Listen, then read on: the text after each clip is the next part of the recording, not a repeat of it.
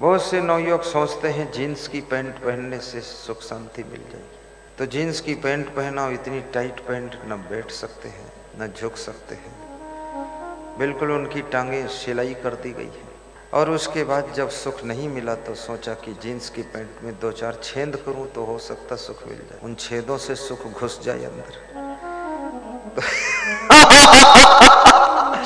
तो पैंट में छेद किया है, 4-5 जगह उसमें छेद कर दिया। छेद से भी जब सुख नहीं आया तब समझ लिया कि पैंट में सुख। पैंट तो इसलिए पहनी जाती है ताकि आपकी मर्यादा ढकी रहे, आपकी टांगें ढकी रहे। ये साड़ी, सलवार, कुर्ता, लहंगा, घंघरा, ये सब क्यों पहना जाता है? क्योंकि मनुष्य एक बुद्धिमान प्राणी है, संस्कारी आत्मा है, और मनुष्य को अपने शरीर के अंगों को ढांक कर रखना चाहिए। आप जानवर नहीं हैं, पशु पक्षी नहीं हैं, कीड़े मकोड़े नहीं हैं। और एक महिला जब पैंट पहनकर खड़ी होती है तो उसकी सुंदरता कम हो जाती है। अब तो कितनी इतनी फोहड़ स्त्रियां हैं जो चड्ढी पहनकर खड़ी होती है, बहुत नालायक है, बिल्कुल बेशर्मी आ गई, चड्ढी पहने हैं, सब नंगा हो गई है। अब इससे नंगे होने से बहादुरी तो कुछ है नहीं, क्योंकि सभी भैंसें नंगी घूम रही हैं, कुतियां नंगी घूम रही हैं, कुत्ते भी नंगे घूम रहे हैं। मानो नर नारी की शोभा तो वस्त्रों से ही है। साधु महात्मा को भी वस्त्र पहनना ही चाहिए। कितने साधुओं में भी ऐसे ऐसे पंथ चल पड़े कि नागा बाबा है, खाम खा नागा बाबा बनते, नंगा बाबा। नंगा बाबा बनने से मोक्ष नहीं हो सकता। वस्त्र उतार देने से मुक्ति का दूर तक कोई रिश्ता नहीं है।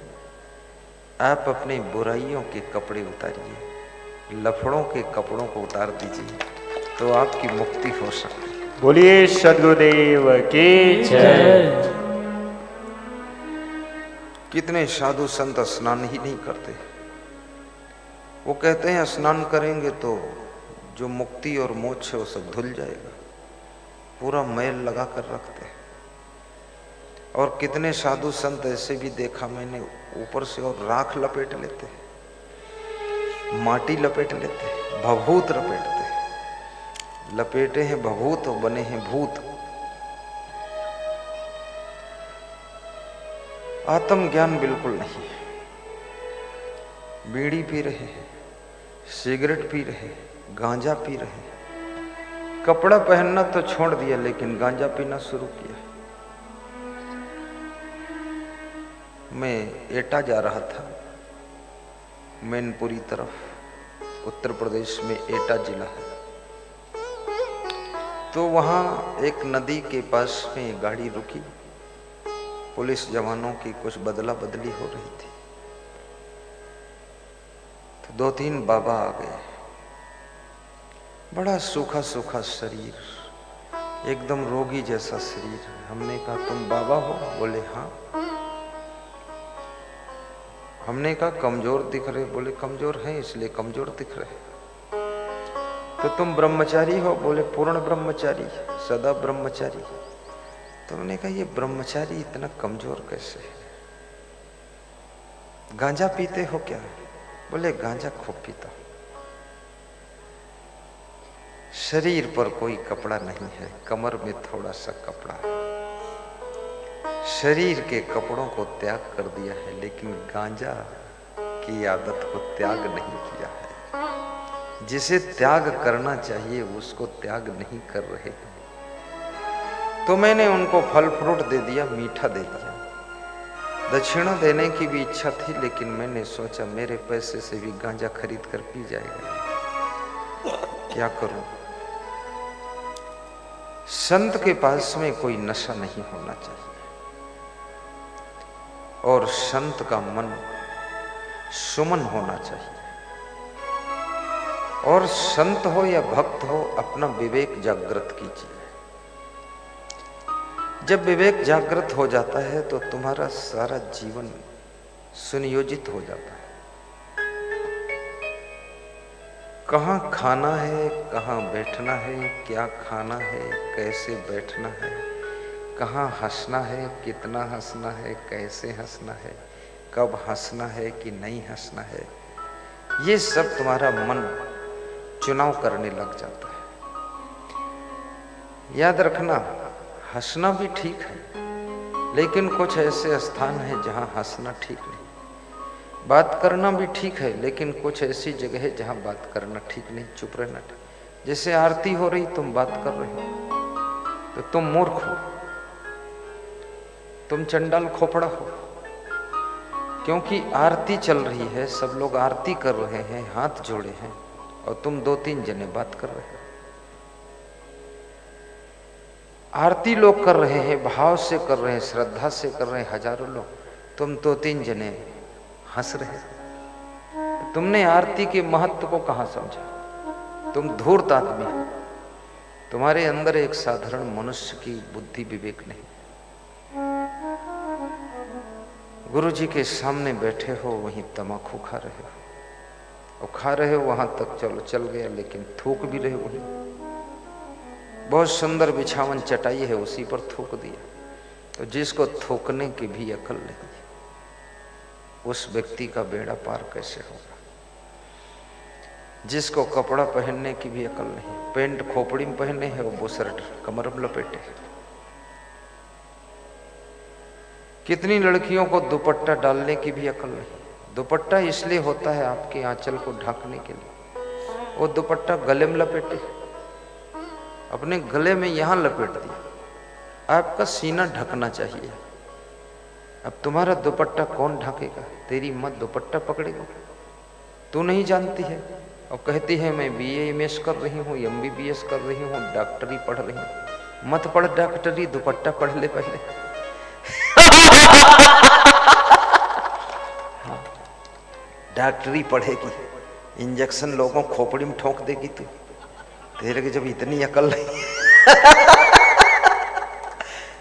बेअकल लड़की है, बोलती है मैं डॉक्टरी पढ़ रही हूँ।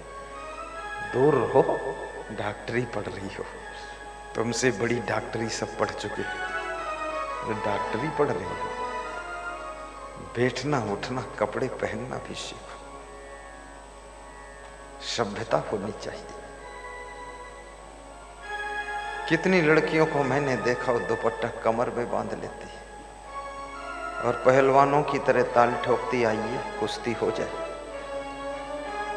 इतना तेरे को मालूम नहीं कमर में दुपट्टा को बांधा है? कमर में बांधना ही है तो फिर रास्ता बांध ले। कमर में दुपट्टा बांधा जाता कहीं? ये फालतू का बकवास, ये रहने गहने का ढंग नहीं है। याद रखना, मीराबाई भी तो नारी थी। आज राजस्थान में, पूरे भारत देश में मीरा के गीत गाए जाते हैं। शूर्पणखा भी नारी थी, आज पूरी दुनिया में उसकी निंदा बुराई की जाती है। मीराबाई बनो, शिवरी बनो, सती सावित्री बनो, लेकिन शूर्पणखा मत बनो, कैकेयी मत बनो।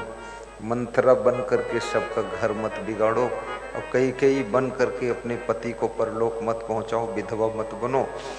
और शूर्पणखा बन करके दूसरे पुरुष में मोहित होकर नाक कान मत कटाओ। अपनी इज्जत, अपने सम्मान को आगे बढ़ाना तुम्हारा धर्म है, इज्जत की नाक को कटाना तुम्हारा कर्तव्य नहीं है।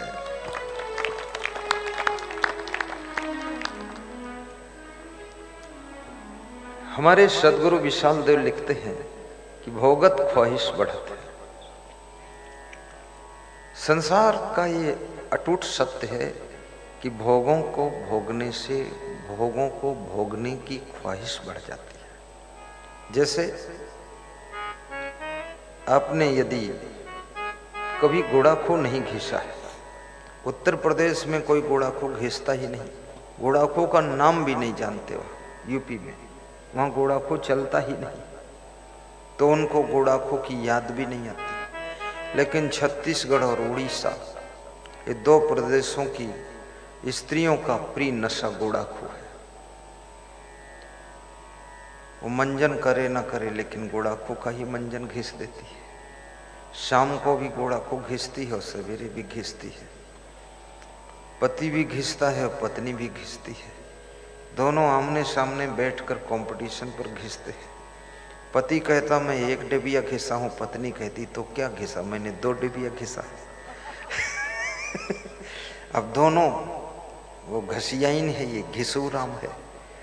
हाँ, ये घासी लाल और वो घसिया बाई, और दोनों घिस रहे हैं।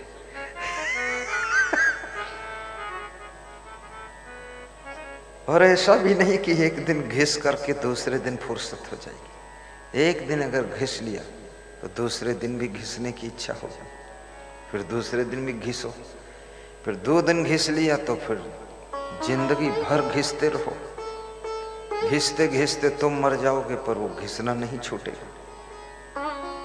जिस दिन मर जाओगे लाश पड़ी होगी तो भी तुम्हारी आत्मा तो यही पुकार रही होगी मुर्दा के अंदर भी कोई अंगुली डाल के घिस दे।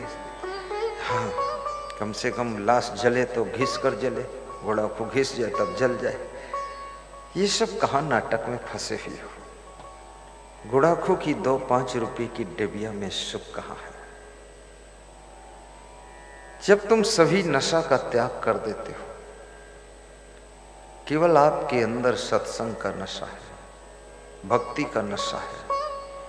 अभी मैंने बहुत लोगों से पूछा तुम कहाँ से आए, कोई बोला मैं खिशोरा से आया। तो क्या नाम है तुम्हारा? बोले तारक लाल साहू, रजनीबाई साहू। अच्छा, तुम देवकरदास के पिता माता हो? हाँ गुरुजी। भाव भर गया अंदर, ऐसा उनकी भावना भर गई।